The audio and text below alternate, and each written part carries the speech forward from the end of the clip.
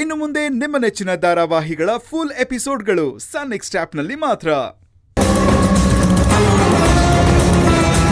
ಜ್ಯೋತಿ ನೋಡಿದ್ರೆ ದಿನದಿಂದ ದಿನಕ್ಕೆ ನನ್ನನ್ನು ತುಂಬಾ ಹಚ್ಕೋತಿದ್ದಾಳೆ. ಇಂಥ ಸಮಯದಲ್ಲಿ ನಾನು ರಾಮ್ ವಿಷಯ ಹೇಳಿದ್ರೆ ಅವಳದನ್ನು ಹೇಗೆ ತಗೋತಾಳೋ ಗೊತ್ತಿಲ್ಲ. ಅವಳನ್ನ ಹೇಗೆ ಆಸ್ಪತ್ರೆಗೆ ಕರ್ಕೊಂಡು ಹೋಗೋದು? ಅವಳು ನಿಜವಾಗ್ಲೂ ಒಪ್ಕೋತಾಳ? ಏನೇ ಆದರೂ ಸರಿ, ನಾನು ಜ್ಯೋತಿನ ಒಪ್ಪಿಸಿ ರಾಮ್ ಪ್ರಾಣನ ಉಳಿಸ್ಲೇಬೇಕು. ಅವರು ಕೊಟ್ಟಿರೋ ಮಾತನ್ನು ಉಳಿಸ್ಕೋಬೇಕು.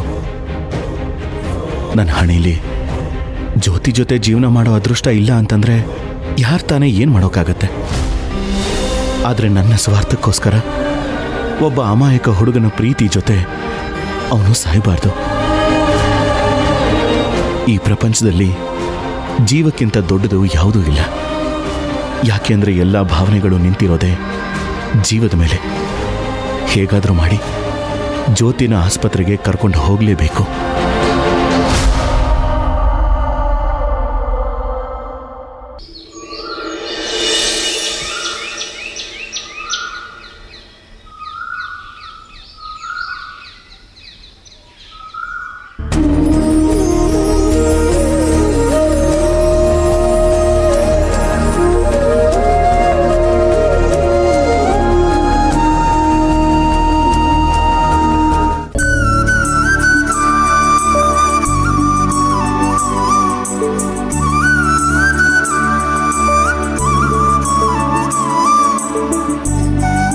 ಅಮ್ಮ ತಾಯಿ, ಎಲ್ಲ ಕಂಟಕಗಳಿಂದ ನಮ್ಮನ್ನ ಪಾರು ಮಾಡ್ಕೊಂಡು ಬಂದಿದ್ಯಾ.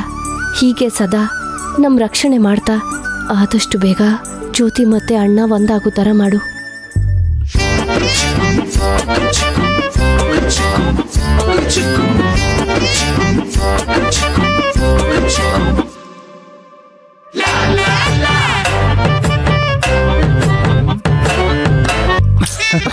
ಗುಡ್ ಮಾರ್ನಿಂಗ್ ಬಂಗಾರಿ. ಅಯ್ಯೋ ಬಿಡಿ ಮಾವ, ದೇವ್ರಿಗೆ ಪೂಜೆ ಮಾಡಿ ಕೈ ಮುಗಿತಾ ಇರೋದು ಕಾಣಿಸ್ತಿಲ್ವಾ?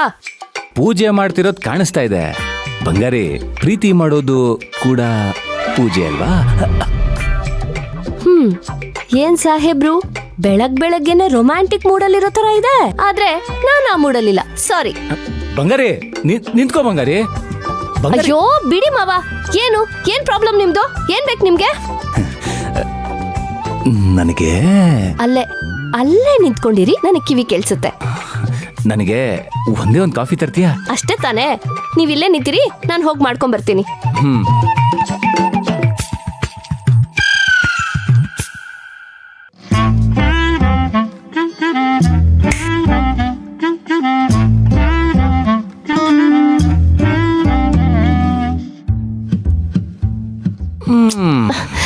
ಅಯ್ಯೋ ಮಾವ, ಏನ್ ಮಾವ ನಿಮ್ ಕಾಟ?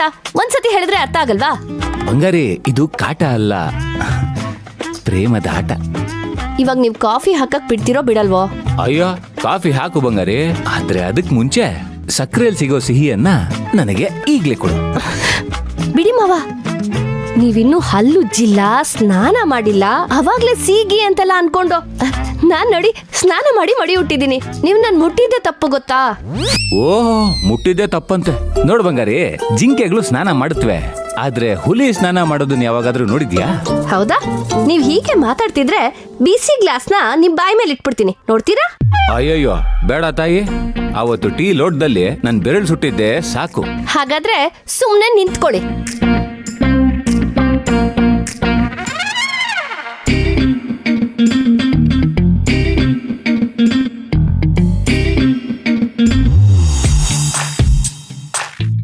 ಥ್ಯಾಂಕ್ ಯು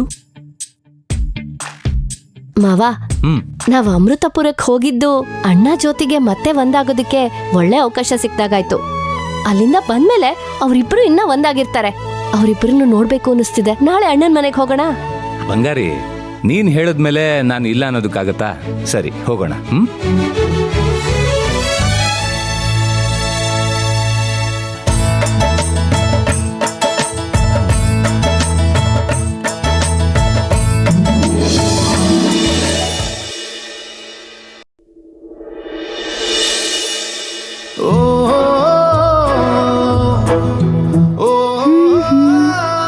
ಇನ್ಮೇಲೆ ಮಾವನ್ಗಿಷ್ಟ ಆಗಿರೋ ಅಡ್ಗೆನೆಲ್ಲ ನಾನೇ ನನ್ನ ಕೈಯಾರೆ ಮಾಡ್ತೀನಿ.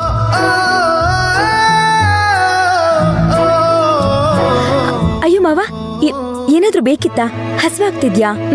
ಒಂದ್ 1/4 ಗಂಟೆ ಆಯ್ತಾ? ನಿಮ್ ಫೇವ್ರೆಟ್ ತಿಂಡಿ ಮಾಡ್ತಿದೀನಿ, ತಿನ್ಕೊಂಡು ಹೋಗ್ಬಿಡಿ. ಅದೆಲ್ಲ ಏನು ಬೇಡ ಜ್ಯೋತಿ.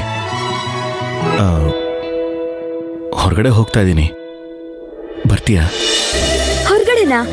ನಾವಿಬ್ರಾ? ಎಲ್ಲಿಗೆ? ನಿಂಗೆ ಗೊತ್ತಾಗತ್ತೆ, ಬಾ.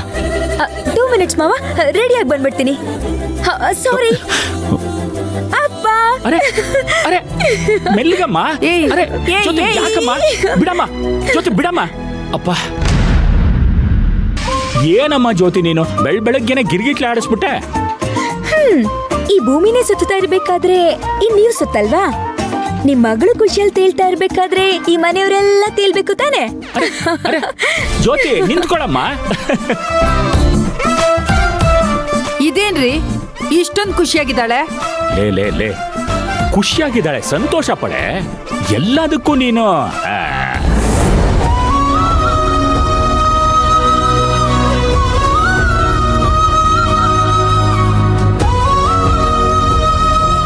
ಅರೆ ಮಾವ, ಕಪ್ಪಟೆ ಬೇಡ, ಈ ಬಣ್ಣ ಶರ್ಟ್ ಹಾಕೊಳ್ಳಿ, ಚೆನ್ನಾಗಿ ಕಾಣಿಸುತ್ತೆ.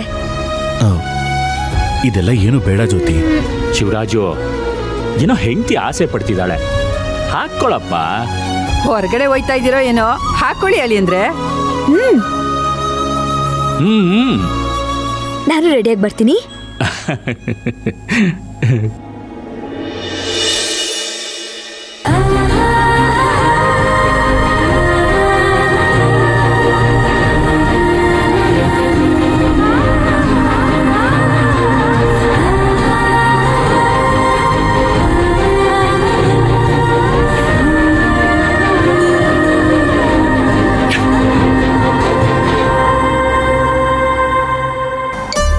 ಗಂಡನ್ ಜೊತೆ ಹೊರಗಡೆ ಹೋಗ್ತಿರ್ಬೇಕಾದ್ರೆ ಹೆಂಡತಿರಿಗೆ ಬರೋ ಕಳೆನೇ ಬೇರೆ. ಆ ಕಳೆ ನಿನ್ನ ಮುಖದಲ್ಲಿ ಎದ್ದು ಎದ್ದು ಕಾಣಿಸ್ತಾ ಇದೆ.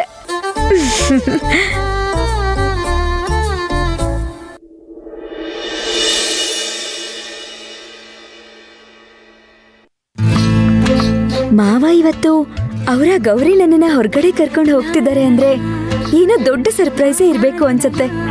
ಜ್ಯೋತಿ, ಇವತ್ ನಿನ್ ಲಕ್ಕು ಕುಲಾಯಿಸ್ತು ಕಣೆ. ನನ್ನನ್ನೇ ನಂಬಿ ಗಟ್ಟಿಯಾಗಿ ಹಿಡಿದಿರೋ ಈ ಕೈಗಳನ್ನ ಹೇಗ್ ಬಿಡಿಸಿ ದೂರ ಮಾಡ್ಲಿ?